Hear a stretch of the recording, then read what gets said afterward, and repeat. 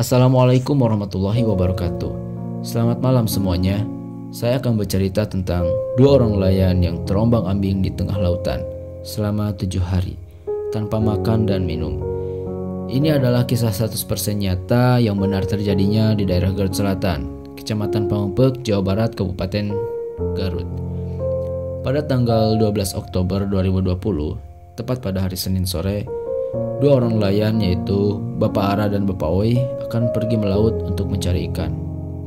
Bapak Ara berangkat dari rumah menggunakan motor yang biasanya dia pakai, sedangkan Bapak Oi entah berangkat naik apa, saya kurang tahu ya.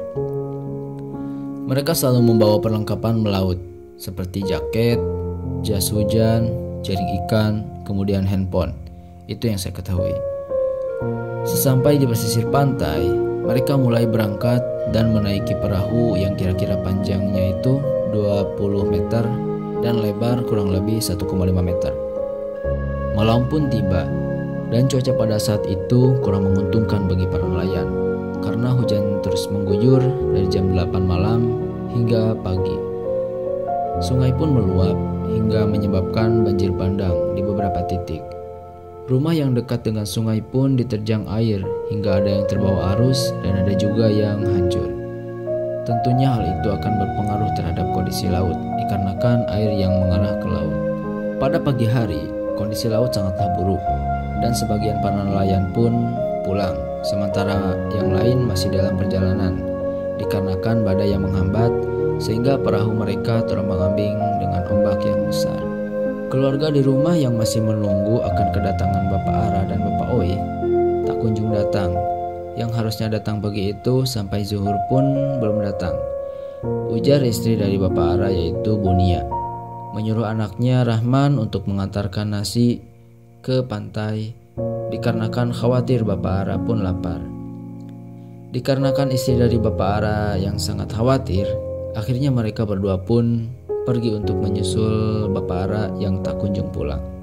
3 perahu nelayan pun pulang pada siang hari itu, dan Bunia bertanya kepada mereka, apakah Bapak Ara masih ada di sana? Ujar Bunia. Dijawab nelayan lain yang katanya ada 2 perahu lagi yang masih belum pulang. Kemudian Bunia dan Rahman pun menunggu kedatangan mereka. Datanglah 1 perahu menuju pesisir pantai dengan besar harapan itu adalah Bapak Ara. Setelah melihat ternyata itu bukan Bapak Ara. Bunia dan anaknya pun pulang dengan membawa kesedihan dikarenakan Bapak Ara yang tak kunjung datang. Sesampai di rumah pun mereka berdua memberitahukan kepada warga bahwasannya Bapak Ara belum pulang. Pada tanggal 14, warga pun bersatu untuk mencari Bapak Ara dan Bapak Oi, yang dibagi-bagi menjadi beberapa kubu. Ada yang menyisir ke laut bagian selatan dan ada juga yang menyisir ke laut bagian barat. 6 hari warga melakukan penyisiran, tidak ada hasil dan perkembangan sedikit pun. Akhirnya warga pun sepakat akan melaksanakan sholat gaib pada tanggal 19 Oktober 2020. Jam 9 pagi, sholat gaib pun dimulai yang sebelumnya ada beberapa sambutan dari salah satu pihak keluarga. Kemudian dilanjut dengan dakwah dari ulama setempat yaitu Bapak Kiai Haji Uloh Saifullah yang memberikan pengetahuan dan penerangan tentang musibah ini. Beliau berkata, sesungguhnya jika memang waktu itu adalah hari di mana mereka dipanggil Allah, maka insya Allah mereka mati dalam keadaan syahid. Dan jika Allah mengizinkan mereka untuk kembali kepada keluarganya, maka dengan kuasanya Bapak Ara dan Bapak Oi akan kembali dengan selamat dan sehat. Karena memang secara nalar tidak mungkin mereka bisa kembali dengan keadaan masih bernyawa. Tetapi tidak dengan kekuasaannya Allah, karena tidak ada yang mustahil bagi Allah. Jam 2:45 Allah menunjukkan kekuasaannya. Bapak Ara dan Bapak Oi pun kembali dengan selamat dan cerita kisah mereka dimulai. Dari yang Bapak Ara ceritakan, pada saat itu perahu yang ditumpangi Bapak Ara dan Bapak Oi mengalami benturan dari ombak yang besar karena badai, sehingga perahu pun terguling dan akhirnya posisi perahu itu terlungkup. Mereka langsung naik ke atas perahu yang keadaannya telungkup. 4 hari mereka masih terombang-ambing oleh ombak yang keadaannya masih belum normal, sehingga pada saat tidur pun mereka mengalami jatuh berulang kali. Kemudian naik lagi ke atas perahu, yang mana perahu itu penuh dengan kerang trip-tip yang tajam. Trip-tip itu adalah semacam jenis kerang yang suka menempel di bebatuan. 4 hari itu mereka masih berada di lautan yang daerahnya itu tak jauh dari tempat yang selalu mereka gunakan untuk mencari ikan.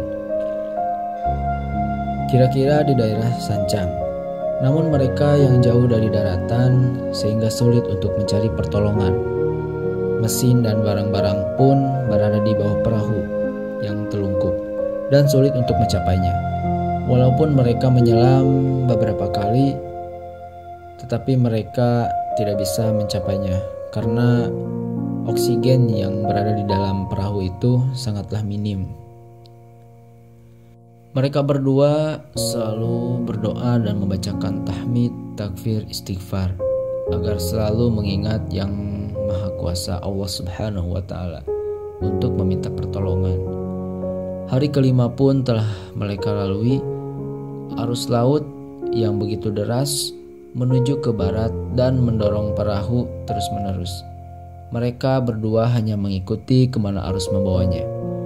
Bapak Oi pun merasa down dan putus asa. Namun, Bapak Ara yang menyadarkannya agar selalu tegar, tawakal, dan optimis. Mereka kehausan sehingga terpaksa untuk mencoba menyelam ke bawah perahu untuk mencari air yang mereka simpan. Dan alhamdulillah mereka mendapatkan sebotol air. Lalu mereka meminumnya sedikit demi sedikit, sekitar 2 buku jari untuk menghematnya. Bapak Oi yang tak tahan dengan hausnya dikarenakan terik matahari yang menyambar, sehingga Bapak Oi pun memberanikan diri untuk meminum air laut yang memang berbahaya bagi kesehatan. Sempat ada roti yang mengapung, entah dari mana itu datangnya.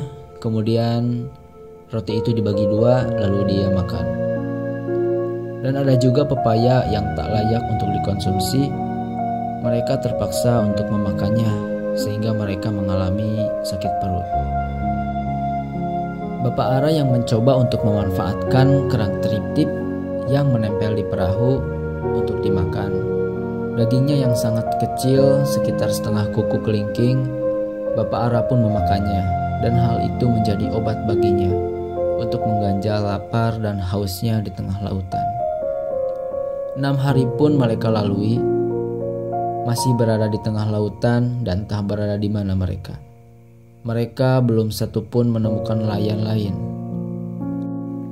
Hari ke-7 mereka lalui. Sekitar pagi hari, Bapak Ara melihat nelayan yang sedang memasang jaring, yang jaraknya sekitar 500 meter darinya. Mereka melambaikan tangan kepada nelayan itu, dan nelayan itu pun sempat meliriknya, dan entah kenapa dia mengacukannya. Bapak Oi pun marah-marah, mungkin karena keputusasaannya, dan Bapak Ara dengan cepat menyadarkannya. Ujar Bapak Ara, "Biarkanlah, sudah tidak apa-apa. Mungkin ada yang lebih baik yang akan menolong kita." Kurang lebih jam 2, ada nelayan yang lewat, dan kemudian mereka melambaikan tangan kepada nelayan itu. Dan alhamdulillah nelayan tersebut mendengar pertolongan mereka. Sempat berkata atau bercerita nelayan yang menolong Bapak Oi dan Bapak Ara itu bahwasannya nelayan itu pun pernah berada di posisi mereka, yang mana perahunya itu terbakar.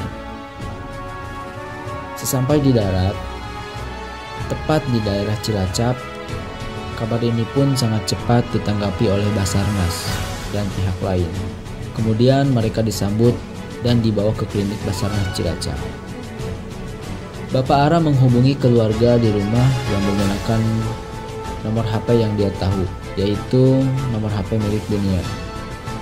Kemudian berpicaralah mereka dan Bapak Ara pun memberitahukan lokasi keberadaannya.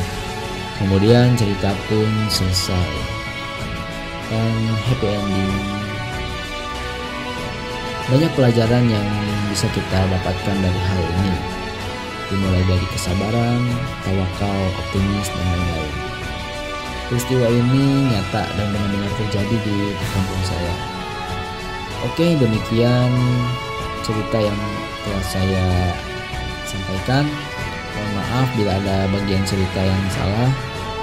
Dan sekian, terima kasih. Wassalamualaikum warahmatullahi wabarakatuh.